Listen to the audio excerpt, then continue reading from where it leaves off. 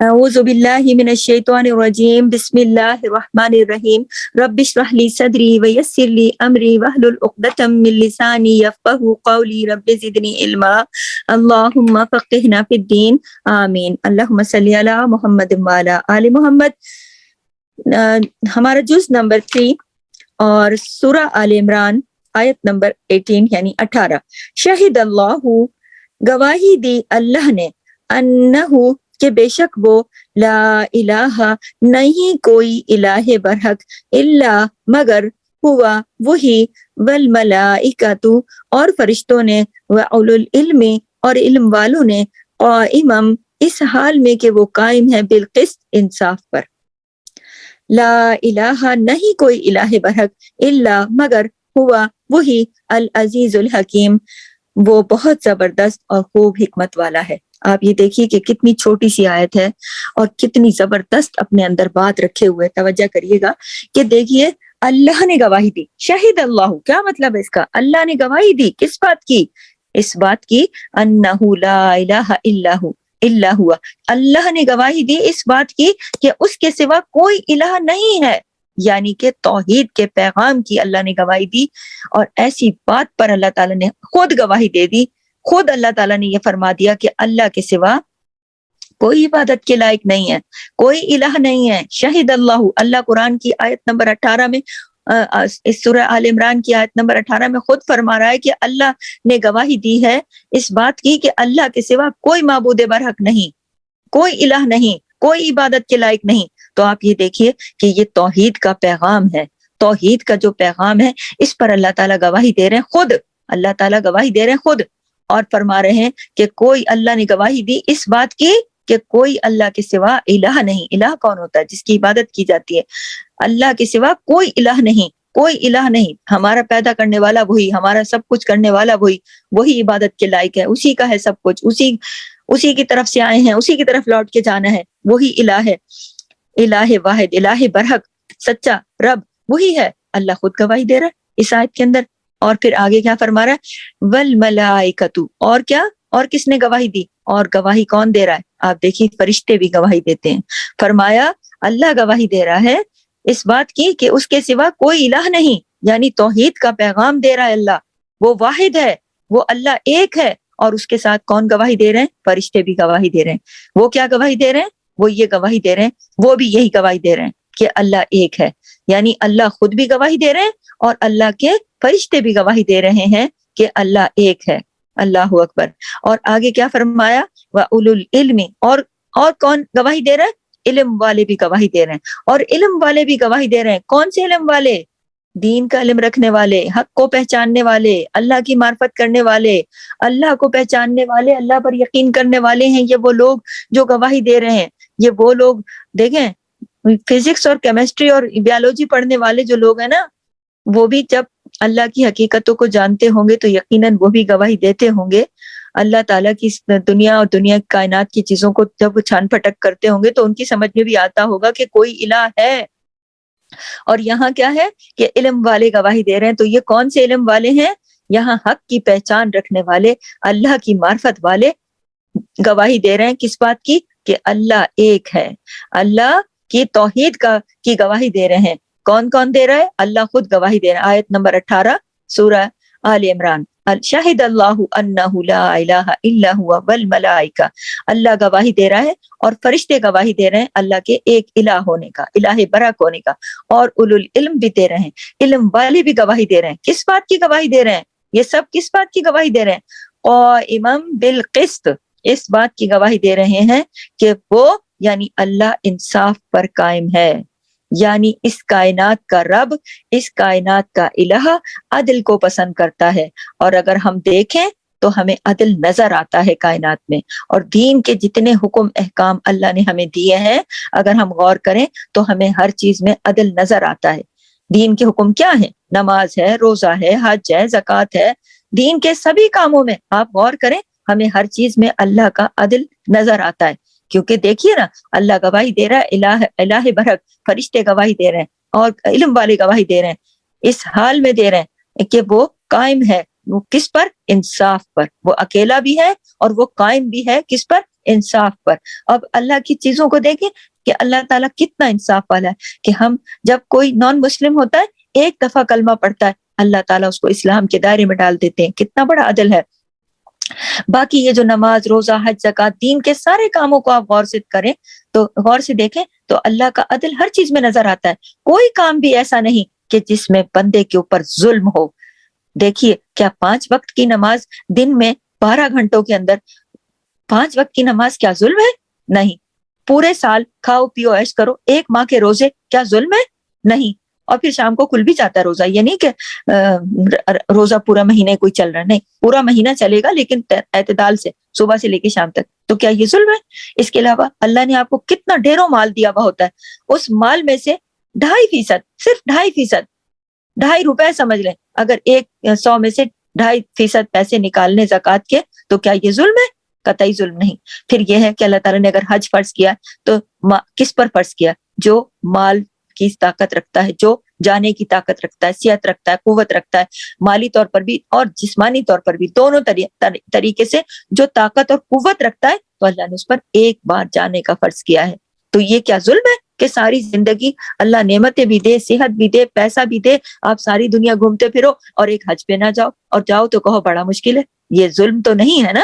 اللہ تعالیٰ نے ہر چیز اعتدال سے رکھی ہے.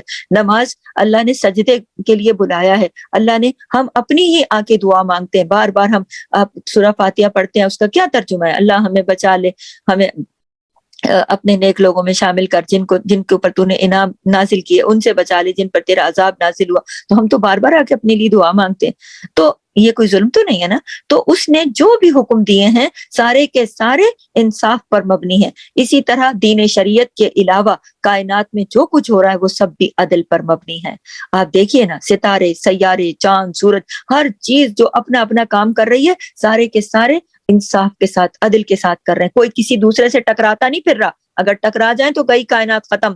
جو سیارے ہیں، جو ستارے ہیں، جو سیارے ہماری زمین ہے، ایک مدار میں حرکت کر رہے ہیں نا، ایک مدار میں چل رہے ہیں سب. اللہ نے سسٹم بنایا سب کا، تو وہ سب عدل اور انصاف کے ساتھ چل رہا ہے. اگر وہ عدل قائم نہ رہے، توازن قائم نہ رہے، تو انصاف قائم نہ رہے، تو کوئی بھی اپنی اپنی جگہ اگر کوئی چھوڑے گا، دوسرے کی جگہ میں جائے گا، ظلم کرنے جائے گا، انصاف کے اوپر سے ہٹے گا تو ختم، سب ٹکرا گئے، ختم.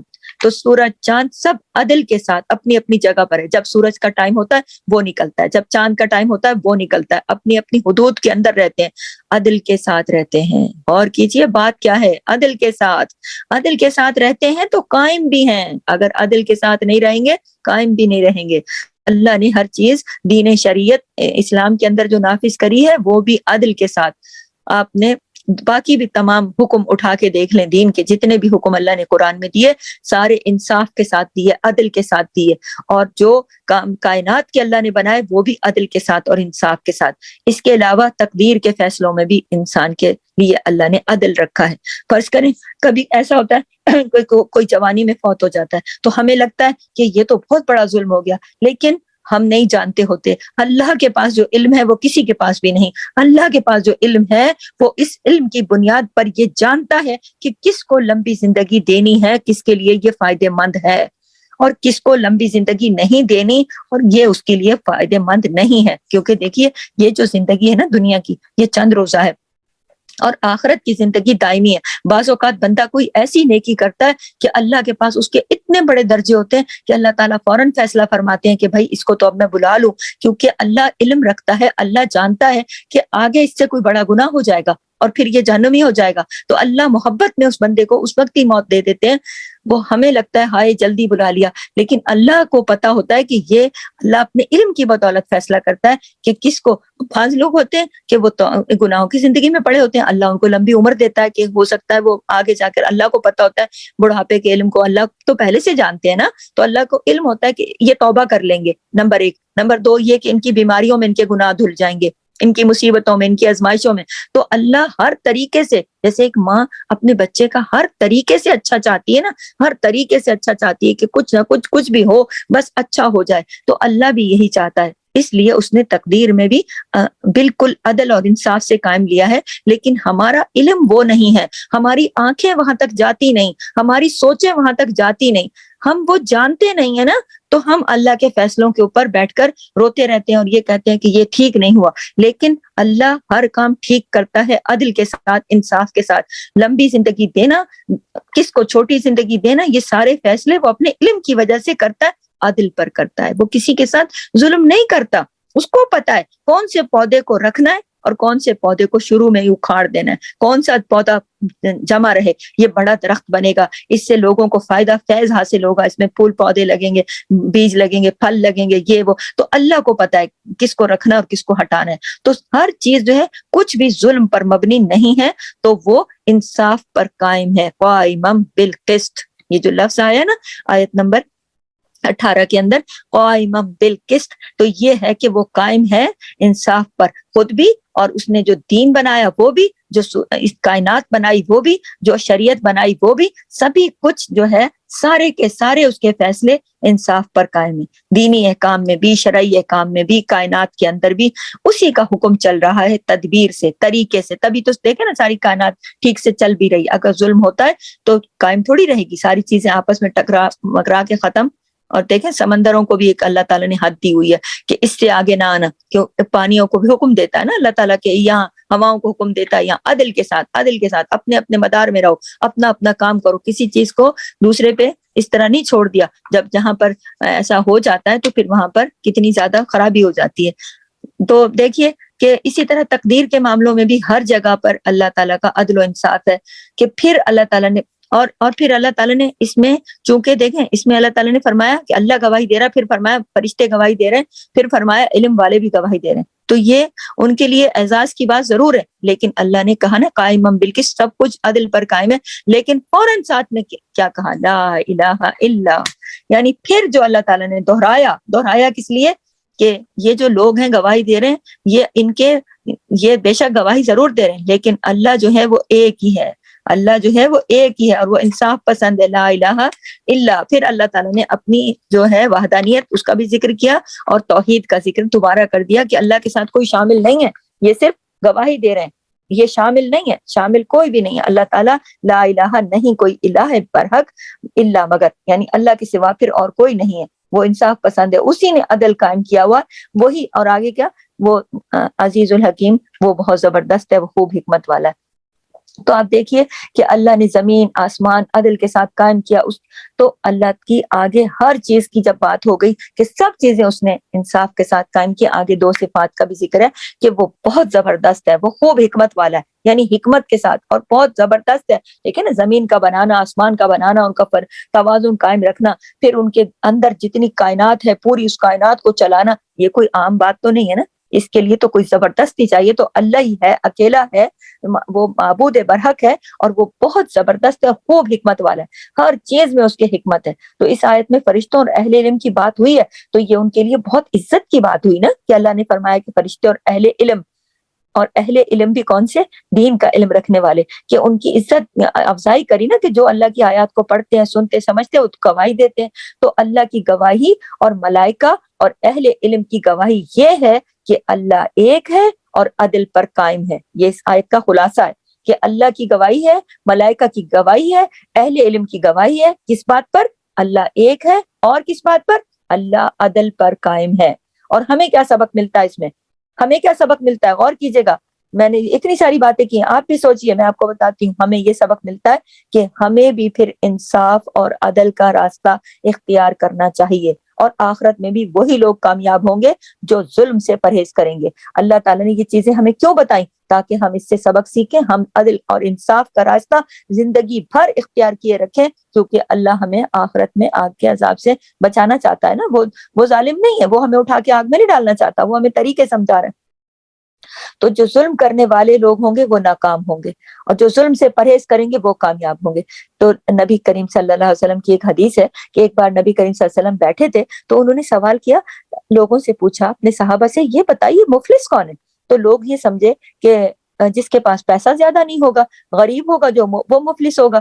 تو انہوں نے کہا شاید اس طرح کی کوئی بات کی. تو نبی کریم صلی اللہ علیہ وسلم نے فرمایا کہ غور کیجیے گا، بڑی پیاری بات بتانے جا رہی ہوں. یہ ہمارے اور آپ کے لیے بڑی سیکھنے کی بات ہے، اس کے اندر بڑا سبق کی بات ہے کہ نبی کریم صلی اللہ علیہ وسلم نے فرمایا قیامت میں ایک شخص بہت ساری نیکیاں لے کر آئے گا، بہت ساری نیکیاں لے کر آئے گا، کیا حج، کیا عمرے، کیا روزے، کیا نمازیں، کیا ذکر، کیا اذکار، کیا تلاوت، کیا یہ کیا وہ، ساری نیکیاں لے کر آئے گا، لیکن اس نے دنیا میں لوگوں کے ساتھ ظلم کیا ہوا ہوگا، تو وہ لوگ سارے بھی تو قیامت میں آئیں گے نا، وہ اکیلا تھوڑی آئے گا۔ اب کوئی کہے گا اس نے مجھے گالی دی، کوئی کہے گا اس نے میرا حق مارا، کوئی کہے گا اس نے میرے ساتھ یہ کیا، کوئی کہے گا اس نے، وہ سارے کے سارے لوگ جس پر ظلم ہوا تھا وہ اپنے اپنے مطالبے لے کر آئیں گے۔ اللہ اکبر۔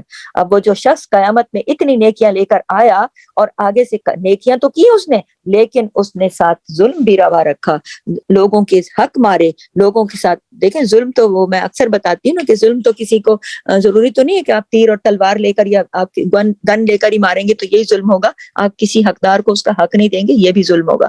تو قیامت کے دن جو ایک شخص بہت نیکیاں لے کر آئے گا تو دعوے دار بھی کھڑے ہو جائیں گے، ہر کوئی اپنا اپنا مطالبہ لے کر آئے گا اللہ کے حضور، اللہ اس نے میرے ساتھ یہ کیا، وہ مطالبے والے جب آئیں گے تو نیکیاں دیتے جاؤ، اللہ حکم دے گا دے دو بھائی، ان کے حقوق ادا کرو، چلو اس کے پاس تو دینے کے لیے یہی ہے نا، قیامت میں تو نیکیاں ہی ہوں گی، تو نیکیاں دیتے چلے جائیں گے حتیٰ کہ نیکیاں ختم ہو جائیں گی، وہ ساری نیکیوں کے پہاڑ جو لے کر آیا تھا وہ ساری نیکیاں ختم ہو جائیں گی، اب کیا بچے گا؟ فرشتے کہیں گے اللہ اب تو اس کے پاس کوئی نیکی نہیں رہی، اب ہم کیا کریں؟ تو اللہ تعالیٰ فرمائیں گے اچھا نیکی کوئی نہیں بچی، اب تم کیا کرو، اب جو دوسروں کی گناہ ہے نا وہ اس کے کھاتے میں ڈالتے جاؤ، اس کے کھاتے میں۔ اب آخر لایا تو بہت ڈھیروں پہاڑوں کی جتنی نیکیاں تھی، اور آخر میں روز قیامت اپنے سر پہ گناہوں کا بوجھ اٹھا کے جا رہا ہوگا، کیونکہ نیکیاں نہیں ہوں گی دینے کے لیے، تو اللہ تعالیٰ کہہ دیں گے کہ بھائی ان کے گناہ جو ہے اس کے کھاتے میں ڈال دو، اس کے گلے میں لٹکا دو یہ سارا کچھ، اور چلو ہو گیا کام۔ تو اللہ کو دیکھیں یہ اللہ تعالیٰ یہ ہمیں قرآن کیوں بھیجا؟ آپ یہ سوچیں نہیں کہ اللہ ایسا کیوں کرے گا، کیوں؟ اللہ نے ہمیں زندگی دی اور ایک کتاب دی، ایک کتاب کیا ہم ساری زندگی نہیں پڑھ سکتے؟ دنیا کے ڈاکٹری کے فلانے انجینئر بن رہے، فلاں بن رہے، دھماکے بن رہے، ہم دنیا بھر کی کتابیں خود پڑھتے ہیں، اپنے بچوں کو پڑھواتے ہیں، زبانیں سیکھتے ہیں، ہم کہتے ہیں جرمن سیکھو، فلاں سیکھو، انگلش سیکھو، دنیا میں جانا ہے، دنیا میں کامیاب ہونا ہے، تو ہم نے اگر آخرت میں کامیاب ہونا ہے تو کیا ہم ایک کتاب نہیں سیکھ سکتے؟ اور ایک کتاب میں سے یہ باتیں نہیں سیکھ سکتے کہ ہمیں ظلم سے بچنا ہے؟ اگر ہم اس کتاب کو سوچ کر سمجھ کر سیکھ کر پڑھیں گے تو یقیناً ہمارے دل پر اثر کرے گی، کیونکہ یہ نبی کے دل پر اتری ہوئی قرآن کتاب ہے، تو پھر انسان اللہ کے کلام کو سمجھے گا، اس پر عمل کرے گا، تو پھر انسان ظلم سے بچے گا، اس کو پتا چلے گا کہ اللہ ظلم کو پسند نہیں کرتا، اللہ خود بھی انصاف کرتا ہے، اور وہ ہم سے بھی یہی تقاضا کرتا ہے کہ ہم بھی انصاف پر قائم رہیں، اور قیامت کے دن انصاف پر قائم رہنے والے ہی کامیاب ہوں گے۔ اللہ اکبر۔ اسی لیے بخاری کی حدیث ہے کہ نبی کریم صلی اللہ علیہ وسلم نے فرمایا کسی کے ساتھ ظلم نہ کرنا، کیونکہ مظلوم کی بد دعا سے بچنا، مظلوم کی بد دعا ایسے تیز ترین عرش پر جاتی ہے کہ مظلوم کی بد دعا جو ہے نا، مظلوم جو بھی بد دعا یا دعا جو بھی کرے، مظلوم کی دعا اور اللہ کے درمیان کوئی رکاوٹ نہیں ہوتی۔ اللہ اکبر کبیرہ۔ مظلوم کی دعا اور اللہ کے درمیان کوئی رکاوٹ نہیں ہوتی، خواہ مظلوم کافر ہی کیوں نہ ہو، وہ اپنے رب کو پکارے تو اس کی دعا بھی اللہ تعالیٰ کے ہاں سنی جاتی ہے۔ ظلم کسی مسلمان کے حق میں بھی پسندیدہ نہیں ہے، یہ نہیں ہے کہ آپ مسلمان ہیں تو اس کے ساتھ ہی کرتے جاؤ، یا کوئی کافر ہے اس کے ساتھ کرتے جاؤ، نہیں، اور یا میں تو مسلمان ہوں مجھے تو سرٹیفکیٹ مل گیا، میں تو مسلمان ہوں میں تو جو چاہوں کروں، نہیں نہیں نہیں، کوئی سرٹیفکیٹ نہیں ملا ہے، یہ نہیں ہے کہ آپ ظلم کرتے پھریں۔ تو اس میں سبق کیا ہے؟ ہم سب کے لیے ایک چھوٹی سی آیت میں بہت بڑا سبق ہے، اس سبق میں یہ ہے کہ عدل والا ہے اللہ، ہمیں کیا سبق دے رہا ہے اللہ؟ عدل کرنا ہے، انصاف کرنا ہے۔ عدل کیا ہے؟ کیا ہے عدل؟ یاد رکھیے، عدل اصل میں ہر صاحب حق کو اس کا حق دے دینا، یہ ہے عدل، ہر حقدار کو اس کا حق دے دینا، یہ ہے عدل، کسی بھی حقدار کو اس کا حق دے دینا، یہ ہے عدل۔ اور احسان کیا ہوتا ہے؟ اب اس کے حق سے بڑھ کے دے دینا۔ تو عدل کیا ہے؟ کہ کسی حقدار کو اس کا حق دے دینا۔ اور ظلم کب ہوتا ہے؟ جب ہم اپنے لیے تو کچھ اور چاہتے ہیں اور دوسروں کے لیے کچھ اور چاہتے ہیں۔ کسی بھی معاملے میں ہم دیکھیں کہ ہم اپنے لیے اور اپنے بچوں کے لیے کیا چاہتے ہیں، سوال ہے میرا آپ سے بھی اور خود سے بھی، اور دوسروں کے لیے ہم کیا چاہتے ہیں، اپنی بیٹی کے لیے ہم کیا چاہتے ہیں اور اپنی بہو کے لیے ہم کیا چاہتے ہیں، ہم اپنے بچوں کے لیے کیا چاہتے ہیں، دوسروں کے لیے کیا چاہتے ہیں، اپنے لیے جو سوچتے ہیں وہ اپنے رشتہ داروں کے لیے سوچتے ہیں کیا، جن کا حق ہے؟ نہیں، اگر نہیں تو یہ ظلم ہے۔ تو ہمارے لینے اور دینے کے پیمانے کیا ہیں؟ ہم جب کسی سے کوئی چیز لینی ہوتی ہے اس وقت دل میں کیا چل رہا ہوتا ہے؟ کہ کوئی ہمیں کیا دے, کیسا دے, اور جب ہمارے دینے کے پیمانے آگے آتے ہیں تو ہم کیا سوچتے ہیں. سوال ہے میرا خود سے اور آپ سے کہ لیتے وقت ہمارا دل جو ہوتا ہے, دیتے وقت بھی وہی ہوتا ہے کیا؟ لیتے وقت تو اچھی چیز ہمیں اچھی لگتی ہے, دیتے وقت ہم کہتے ہیں دینے دلانے کی ہے. کیوں دینے دلانے کی ہے؟ کیوں اپنے لیے اتنے, دوسروں کے لیے کم؟ نہیں, یہ ظلم ہے. کسی انسان کو اس کے حق کے مطابق نہ دینا یہ ظلم ہے. اصل میں یہی ظلم ہے, عدل نہیں ہے وہ. جو عدل, دیکھیں عدل اور ظلم جو ہے نا, دونوں ایک دوسرے کی ضد ہیں. جیسے رات اور دن, جیسے کالا اور گورا, جیسے صبح اور شام, اسی طرح عدل اور ظلم ایک دوسرے کی. عدل کیا آپ نے اس کا حق دے دیا, اگر نہیں کیا تو ظلم کیا, نہیں دیا تو ظلم کیا. عدل اور ظلم ایسے ہیں ایک دوسرے کے ساتھ جڑے, ایک دوسرے کے اپوزٹ ہیں. اس لیے میں کہیں کہیں ظلم کا ذکر لے آتی ہوں بیچ میں, تو آپ کہیں گے عدل پڑھاتے ظلم کی بات کیوں کری؟ نہیں, جو عدل کرتا ہے وہ ظلم نہیں کرتا, تو وہ ظلم سے بچ جاتا ہے نا. اور جو ظلم کرتا ہے سمجھ لیں کہ اس نے عدل کو ختم کر دیا. تو انسان کے لیے تو دیکھیے ہمارے لینے دینے کے پیمانے الگ ہو جاتے ہیں. کیوں ہو جاتے ہیں؟ کیونکہ ہم عدل سے نہیں چلتے. تو انسان کے یہ چیز جو ہے نا, یہ جو میں بات کر رہی ہوں نا, ایک اپنے گھر سے لے کر, اپنی زندگی سے لے کر, اپنے خاندان, محلہ, رشتہ دار, احباب, بہت وسیع میدان ہے کہ آپ غور و فکر کریے, غور و فکر کیجئے, اپنے بارے میں سوچئے کہ ہم کدھر عدل کرتے ہیں اور کدھر نہیں کرتے. کیونکہ اور یہ بھی ضرور یاد رکھیے گا, میری یہ نصیحت ہے اور اس آیت کا پیغام ہے کہ اللہ انصاف پسند ہے, وہ انصاف پر قائم ہے, وہ انصاف چاہتا ہے. بندے بھی وہی کام کریں نا جو اللہ چاہتا ہے, تو وہی کامیاب ہوں گے نا جو انصاف کریں گے. اور اہل علم کی گواہی ہے اس پر, اور ملائکہ کی گواہی ہے اس پر کہ اللہ تعالیٰ قائم بالقسط, وہ اکیلا ہے, وہ واحد ہے, وہ الہ برحق ہے, مگر وہ قائم ہے کس پر؟ انصاف پر. اور اللہ بہت زبردست اور حکمت والا ہے, تو اس نے اپنی حکمت کے ساتھ سب کچھ بنایا ہے, لیکن اس سارے کے اندر عدل اور انصاف ہے. سبحانک اللہم و بحمدک, نشہد ان لا الہ الا انت, نستغفرک و نتوب الیک.